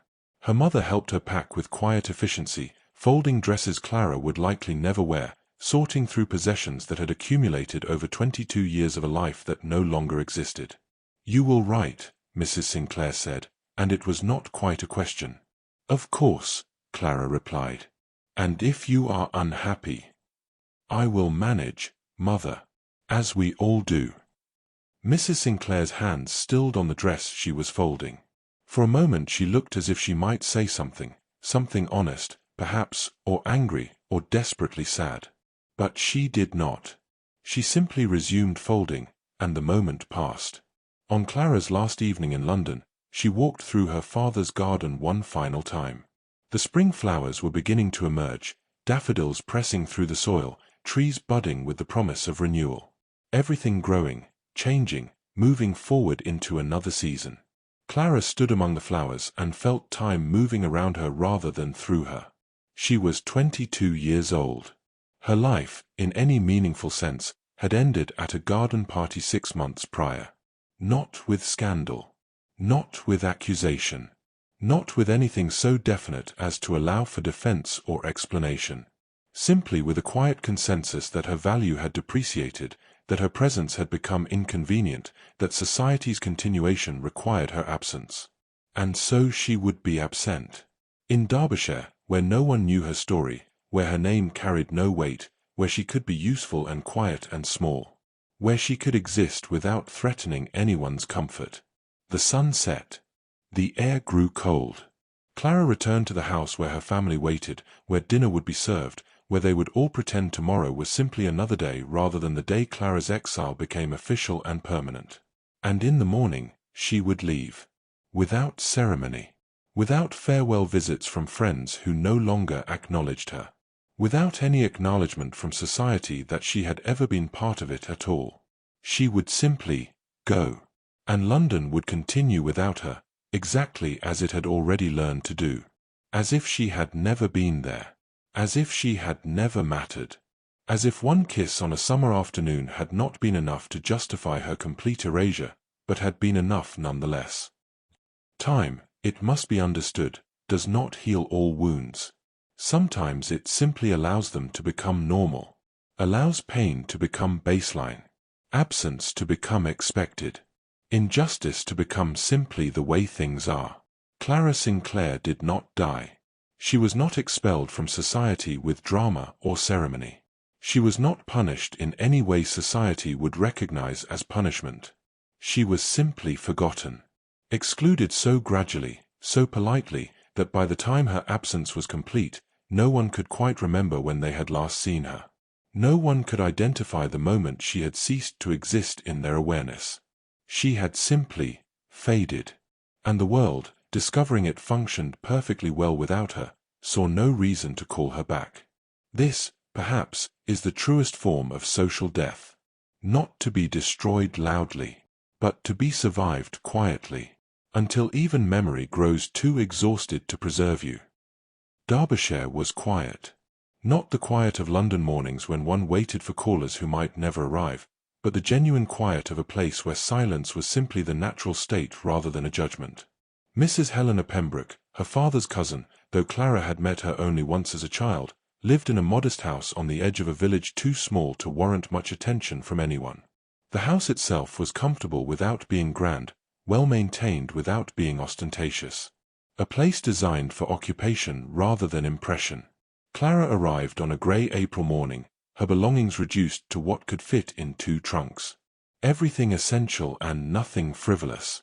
The remnants of a life that no longer required adornment. Mrs. Pembroke greeted her at the door, a woman in her 60s, tall and spare, with eyes that assessed without judgment and a handshake that suggested she valued competence over sentiment. "You'll have the room at the end of the hall," she said without preamble. "Meals are at 8, 1, and 6. I take breakfast alone, but you're welcome to join me for dinner if you prefer company.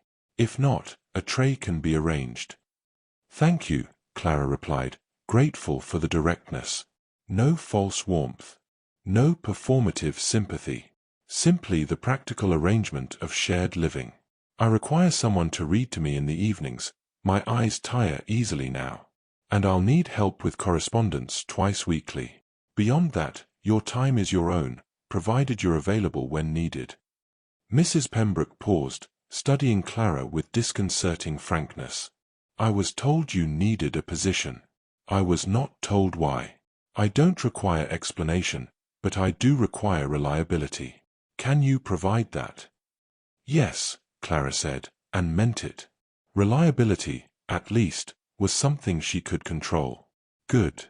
Then we shall manage well enough." And so began Clara's new life, smaller, quieter, stripped of pretense and expectation. The first weeks passed in a haze of adjustment. Learning the rhythms of the household.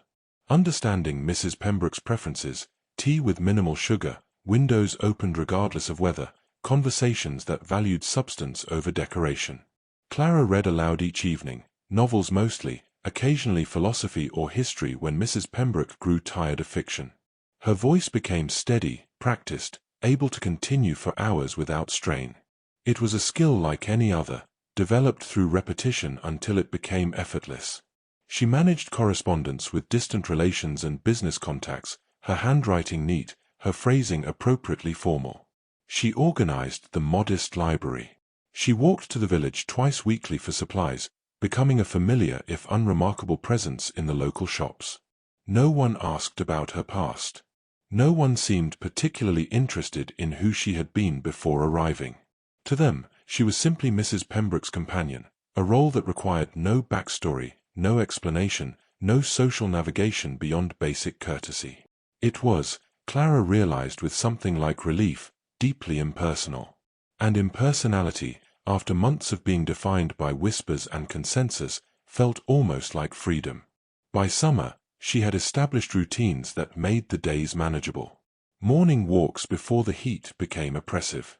Reading until midday. Correspondence in the afternoon. Evening readings until Mrs. Pembroke retired, usually around 9. Then solitude, hours of it, stretching into night, when Clara could sit in her small room and simply exist without performance or pretense. She did not write to London often. Her mother sent weekly letters filled with careful updates about people Clara no longer knew in contexts that no longer included her. Her father wrote monthly, his messages shorter, his affection evident in the restraint of not asking if she was happy. Thomasina wrote once, in May, a letter that apologized extensively while saying nothing of substance. Clara responded politely but briefly. Thomasina did not write again. No one else did either. And Clara found she did not miss it. The correspondence. The social updates. The careful maintenance of relationships that had proven themselves conditional. She missed, instead, what those relationships had represented, the possibility of mattering to someone. Of being chosen rather than merely tolerated. Of existing as herself rather than as a solution to someone else's problem. But missing, Clara learned, was just another feeling to be managed. Like hunger or fatigue. Present but survivable. One afternoon in late June, while walking through the village, Clara encountered a young woman perhaps 17 or 18, clearly from one of the local families. The girl smiled with unguarded friendliness. "You're Mrs. Pembroke's companion, aren't you? I've seen you at the lending library." "I am," Clara confirmed. "I'm Sarah. Sarah Mitchell." The girl hesitated, then continued with the particular boldness of someone who had not yet learned to guard every word. "You seem terribly young to be a companion. Were you very unfortunate?" The question, asked with genuine curiosity rather than malice, should have stung. But Clara found she could answer it with surprising calm. "I suppose I was," she said. "But unfortunate is relative, isn't it? I have work, a pleasant situation, and few demands on my attention. Many would consider that fortunate enough." Sarah nodded thoughtfully. "I suppose that's true. Though it seems a shame, you're quite pretty, and surely could have married if circumstances had been different." "Perhaps," Clara agreed. "But circumstances were what they were. And dwelling on alternatives seems rather pointless." "You're very practical," Sarah observed, and it sounded almost like admiration. "I've learned to be." They parted cordially, and Clara continued home with that exchange turning over in her mind. "You're very practical." As if practicality were an achievement rather than a surrender. As if choosing to survive without bitterness were somehow admirable rather than simply necessary. But perhaps it was both. Perhaps there was a dignity in refusing to be consumed by circumstances beyond her control. In adapting without becoming bitter. In learning to occupy a smaller space without constantly grieving for the larger one she had lost. By autumn, Clara had grown into her role in ways she had not anticipated. Mrs. Pembroke, despite her initial formality, had proven to be unexpectedly good company, intelligent, well-read, possessed of dry humor that emerged at unexpected moments. They developed something resembling friendship, though it remained bounded by their respective positions. Mrs. Pembroke did not pry into Clara's past, and Clara did not presume intimacy beyond what their arrangement warranted. But there were evenings when their conversations extended beyond the book they were reading, when Mrs. Pembroke would share observations about society and human nature that suggested she understood more about Clara's situation than she acknowledged. "People," Mrs. Pembroke remarked one evening, apropos of nothing, "are remarkably skilled at justifying their own comfort while condemning others' survival strategies. They call it morality when it's often simply cowardice dressed in prettier language." Clara looked up from her needlework, surprised. Mrs. Pembroke met her gaze steadily. "I was not always a widow in Derbyshire, you know. I was once young in London. I understand how these things unfold. How quickly belonging transforms into exile. How thoroughly one can be erased without anyone having to acknowledge the erasure. I did not realize. I do not require your story, Clara. I am simply telling you that I recognize what I see. And what I see is a young woman learning to survive with considerably more grace than most would manage. Mrs. Pembroke returned her attention to her book. That is worth noting, even if no one else will note it.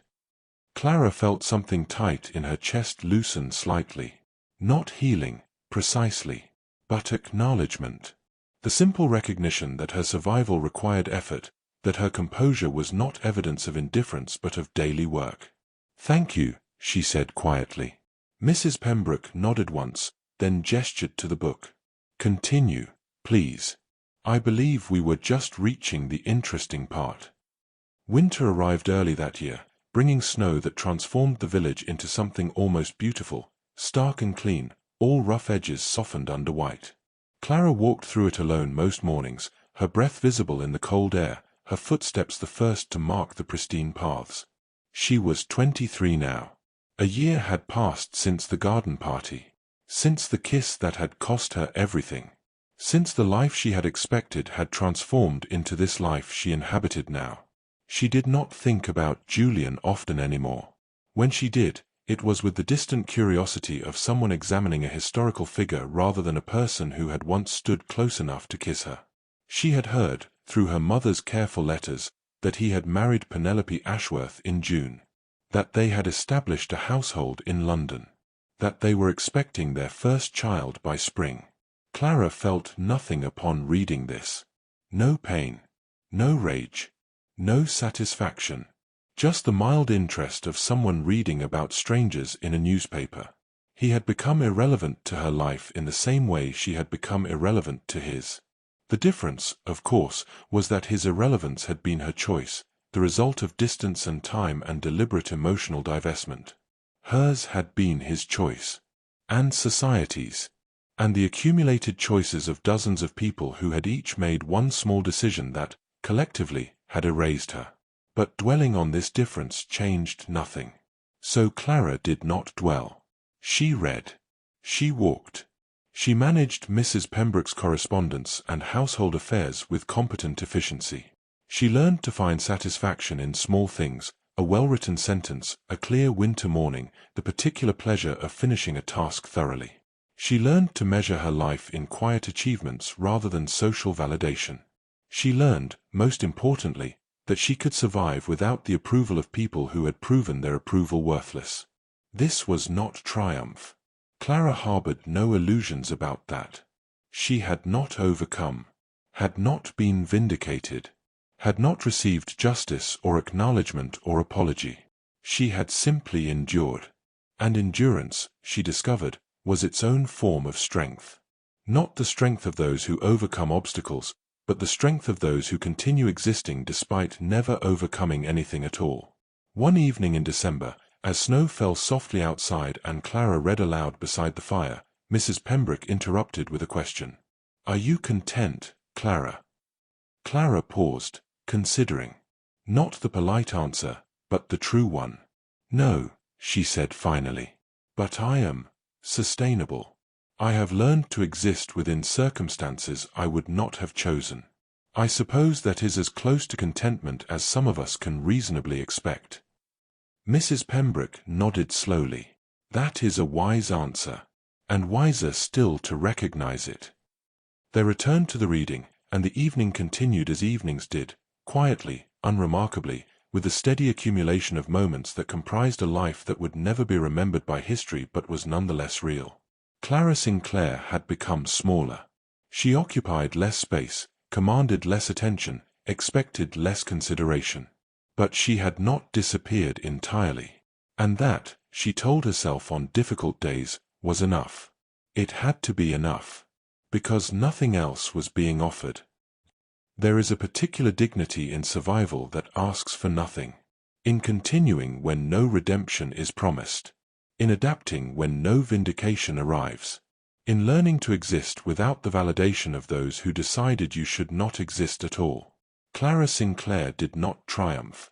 She did not overcome her circumstances or transform them into something beautiful. She simply learned to live within them. Quietly, competently, with a composure that cost her daily effort but which she maintained nonetheless. This is not the ending society values. Not the story of resilience rewarded or virtue vindicated. But it is, perhaps, the more honest story. The one where survival is not glorious but simply necessary. Where dignity is measured not in victory but in the refusal to be entirely destroyed. Where becoming smaller is not defeat, but rather the recognition that some battles cannot be won, only endured. And endurance, for those who have no other options, is its own quiet form of resistance. Spring returned to Derbyshire with the same indifference it showed everywhere, neither cruel nor kind, simply inevitable. Clara marked the arrival of her second year in Mrs. Pembroke's household with no particular ceremony. She was 24 now, an age when most young women of her former station would be married, or at least anticipating marriage with reasonable certainty. Instead, she spent the morning as she spent most mornings, walking the familiar paths through the village, nodding to shopkeepers who knew her face but little else, returning with bread and correspondence before the sun grew too warm. Mrs. Pembroke was in the garden when Clara returned, examining the early roses with critical attention. "They're late this year," she observed without looking up. "Though I suppose roses answer to their own schedules, not ours." Clara set down the parcels and joined her, studying the buds that had not yet committed to blooming. "Perhaps they're being cautious. The weather has been unpredictable." "Cautious roses," Mrs. Pembroke repeated with dry amusement. What a thoroughly unpoetic concept. And yet probably accurate. They stood together in companionable silence, two women of different generations who had learned similar lessons about survival and the management of expectations. "I received a letter from your mother this morning," Mrs. Pembroke said eventually. "She writes that your father's health has been declining. Nothing immediate, but she thought you should know." Clara felt something tighten in her chest, not panic, but concern weighted with the knowledge that she was not in a position to act on it. "Did she ask me to come?" "No. She was quite clear that she was simply informing you, not summoning you. Your father, apparently, does not wish to disrupt your situation." Of course he didn't. Her father, gentle and passive to the end, would prioritize her stability over his own comfort. Would refuse to ask for what he needed if it might inconvenience her. "I should go anyway," Clara heard herself say. Mrs. Pembroke turned to look at her fully. "You are not obligated to, you know. You have built something here. Small, perhaps, but stable. Returning to London, even briefly, risks disturbing that stability." "I know." Clara did know. Knew that returning meant confronting everything she had learned to exist without. Meant potentially encountering people who had erased her, places that reminded her of what she had lost. "But he is my father, and some obligations supersede comfort." Mrs. Pembroke studied her for a long moment, then nodded. "You have grown stronger than I think you realize, Clara Sinclair. Very well. I can manage without you for a few weeks. Though I will expect you to return. I have grown accustomed to competent company." "I will return," Clara promised, and knew she meant it. Derbyshire had become, if not home, then at least a place where she was not constantly defending her right to exist. But her father was dying, slowly, perhaps, but dying nonetheless. And Clara discovered she was not yet so small that she could ignore that truth. London in late spring was exactly as Clara remembered and entirely different. The streets looked the same. The houses stood unchanged. But Clara moved through it all as a stranger, no longer part of the social architecture that had once defined her existence. Her parents' home felt smaller than she remembered. Or perhaps she had simply grown accustomed to smaller spaces, smaller expectations. Her father was in his study when she arrived, reading by the window in the afternoon light. He looked diminished, thinner, grayer, as if something vital had been slowly draining from him. But his eyes brightened when he saw her. "Clara," he said, setting aside his book with visible effort. "You did not need to come. Your mother should not have worried you." Mother did not summon me. I chose to come. Clara crossed the room and knelt beside his chair, taking his hand in hers. It felt fragile, papery. I wanted to see you. And now you see an old man declining at an unremarkable pace. But his grip on her hand was firm despite his frailty. You look well, daughter. Derbyshire agrees with you. It is quiet, uncomplicated. Those are considerable virtues. He paused, his gaze searching her face. Are you happy? It was the question everyone seemed to ask eventually, as if happiness were the only measure of a life worth living. I am peaceful, Clara replied, because it was closer to truth than yes or no. I have learned to exist without constantly measuring myself against what I do not have. That is not happiness, perhaps, but it is sustainable. Her father nodded slowly. Your mother believes we failed you. That we should have fought harder, protected you more effectively. You could not protect me from consensus, father. No one could. No, he agreed quietly. But we could have raged against it. We could have made noise rather than quietly managing your exile. Clara felt her throat tighten. To what end? Society does not change because a handful of people object. It simply outlasts the objection. Perhaps. But silence in the face of injustice is still silence. Your mother and I, we prioritized your survival over your vindication. I am no longer certain that was the correct choice. It was the only choice, Clara said firmly. And I do not resent you for it. You gave me what you could, distance, stability, a place to rebuild something resembling a life. That is more than many receive. Her father's eyes glistened. You should have had more than mere survival, Clara.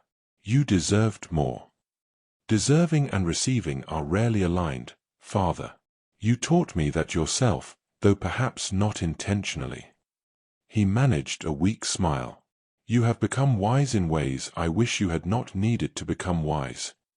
They sat together in the fading light, father and daughter, both complicit in a survival strategy that had required Clara's erasure, both aware of the injustice but unable to imagine alternatives that would not have led to worse outcomes. Love, Clara understood, was often this complicated, this inadequate, this bound by circumstances neither party controlled. Clara stayed for 3 weeks. She helped her mother manage the household during her father's increasingly frequent periods of rest. She read to him in the afternoons, her voice steady and practiced from months of reading to Mrs. Pembroke. And she carefully avoided going anywhere she might encounter her former life. She did not visit the lending library, did not walk through the park, did not attend any gathering where she might be seen or, worse, not seen, passed over, looked through, rendered invisible by people who had once known her name. But on her final day in London, while walking back from the apothecary with medicine for her father, she saw him. Julian Redwin, walking down the opposite side of the street with his wife on his arm. Penelope Ashworth, no, Penelope Redwin now, walked beside him with the particular grace of a woman secure in her position. Visibly pregnant, content, laughing at something her husband had said. They looked exactly like what they were, a successful match, an appropriate union, a couple moving through the world without complication or consequence. Clara stopped walking, though she had not intended to. Some instinct froze her in place, observing what she had chosen not to imagine during her exile. Julian noticed her before she could move on. She saw the recognition in his face, brief, uncomfortable, followed immediately by calculation. He said something to his wife, who glanced in Clara's direction with mild curiosity but no apparent recognition. Then Julian nodded. A small, formal acknowledgement from across the street. The gesture one might offer a distant acquaintance, someone whose name one half remembered but whose significance had long since faded. Nothing more. Clara could have pretended not to see him, could have turned away and continued walking, could have preserved them both from even this minor awkwardness. But something in her, some part that had learned dignity in Derbyshire, that had discovered she could survive without validation, made her return the nod. Not with warmth. Not with forgiveness. Simply with acknowledgement. I see you. I remember what you cost me. And I survive nonetheless. Then she continued walking, her pace unhurried, her composure intact. Behind her, Julian and his pregnant wife resumed their afternoon, likely discussing where to dine or what to purchase, their lives untouched by the brief encounter. And Clara returned to her parents' home, delivered the medicine, and felt nothing. No rage. No grief. No satisfaction. Just the distant recognition that the person she had been, the Clara who had believed one kiss might lead to courtship, who had trusted in fairness and proportion, was as dead as if she had actually died. What remained was someone different. Someone smaller in ambition but perhaps more honest in understanding. Someone who no longer expected justice but who had learned to exist without it. That evening, she sat with her father in his study one final time. "I will return to Derbyshire tomorrow," she told him. He nodded. "You have a life there. That is more than many can claim." "Yes," Clara agreed. "It is not the life I imagined, but it is genuine. And that, I think, is worth something." "More than something," her father corrected gently. "Worth everything, perhaps. Authenticity in a world that demands performance from women, that is a quiet revolution, Clara. A revolution of one, then. And rather invisible. All the more revolutionary for being invisible. Society cannot co-opt what it cannot see." He reached for her hand again. "I am proud of you, daughter. Not for surviving, though that alone is worthy of pride, but for surviving without becoming cruel yourself. For refusing to pass on the pain you were given." Clara felt tears threaten for the first time since arriving. "I do not know that I had a choice in that, father. We always have a choice in whether to inflict our wounds on others. You chose not to. That matters." They sat in silence for a long moment, the evening deepening around them. "I saw Julian Redwyn today," Clara said finally. "He has a wife. They are expecting a child." "And how did that make you feel?" "Nothing," Clara replied honestly. "I felt nothing at all. He is simply a man who made a choice that benefited him at my expense. One of many such men, I imagine. Remarkable only in that he was the specific catalyst for my particular exclusion." That is a remarkably clear-eyed assessment. Clarity is one of the few benefits of exile. Distance provides perspective that belonging often obscures. Her father squeezed her hand gently. "Then perhaps, in some terrible way, you have gained something valuable. Even if the cost was unconscionable." "Perhaps," Clara allowed. "Though I would not recommend the transaction to anyone else." Clara returned to Derbyshire on a Tuesday morning, the journey passing in the familiar blur of countryside and changing light. Mrs. Pembroke greeted her with characteristic restraint. "Your father." "Declining, but not immediately. I will likely need to return within the year." "Of course. You are not a prisoner here, Clara. You are a person with obligations and connections. I trust you to manage both." That trust, simple and uncomplicated, meant more than Clara could easily articulate. She resumed her routines, reading, correspondence, walks through the village, with the ease of someone returning to something solid after a period of uncertainty. And on her first evening back, as she read aloud to Mrs. Pembroke beside the fire, Clara realized something she had not fully understood before. Society had taken much from her. Her prospects. Her social position. Her belief in fairness and proportion. The future she had been raised to expect. But there were things it had not taken. Could not take. Her capacity for thought. For observation. For understanding the systems that had crushed her without becoming blind to their mechanisms. Her ability to find meaning in small things, a well-written sentence, a clear morning, the satisfaction of competent work. Her dignity, which she had learned to define for herself rather than accepting society's definition. And her clarity about who she was when stripped of all the external markers society used to measure worth. She was Clara Sinclair. Not Miss Sinclair of London, not the promising young woman of good family. Just Clara. Competent companion to an elderly widow. reader of books, walker of familiar paths, survivor of injustice she would never overcome but which she refused to let consume her. It was a small identity, an unremarkable one, but it was hers. Authentically, undeniably hers. And that, she thought as her voice continued the story without conscious thought, as Mrs. Pembroke listened beside the fire, as the evening settled into comfortable routine. That was enough. Not triumph. Not vindication. Not even happiness in any conventional sense. But enough. Because she had learned the most fundamental lesson survival could teach. That she could exist without permission. Without approval. Without the validation of people who had decided she was not worth their consideration. She could exist simply because she chose to. And that choice, made daily, quietly, without fanfare or recognition. That was the only victory society could not take from her. Stories of women are often told in extremes. The triumphant overcomer. The tragic victim. The villain who deserved her fate. But most women's stories exist in the vast, uncharted space between these poles. In the quiet endurance. The daily adaptation. The learning to exist within circumstances that would not be chosen but which must somehow be survived.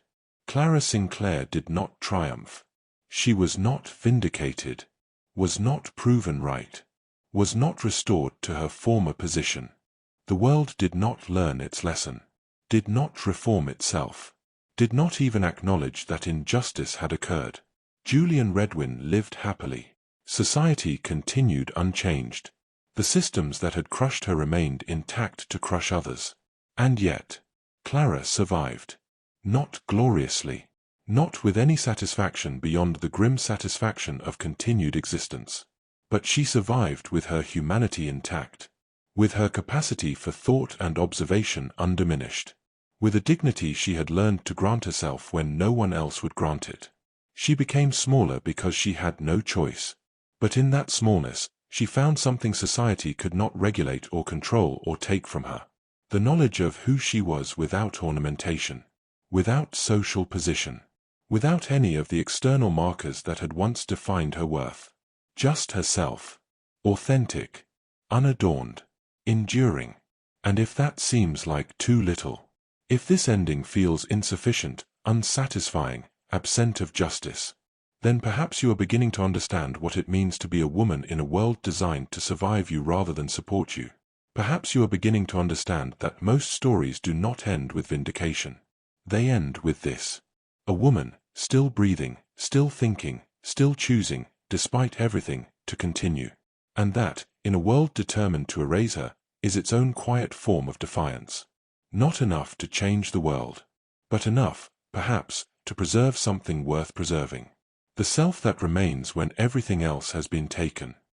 This story was never meant to comfort. It was meant to witness. To record what the tongue was never meant to acknowledge. That women are survived, not scandalized. That erasure requires no accusation. That one may be blameless and ruined nonetheless. And that survival, plain, unadorned survival, is sometimes the only dignity left to claim. Clara Sinclair existed.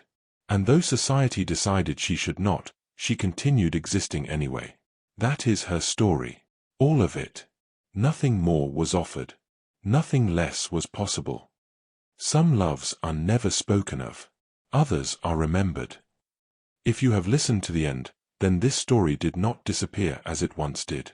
You may leave now, or, if you choose, you may remain by subscribing, and carry these forgotten lives with you into the next silence.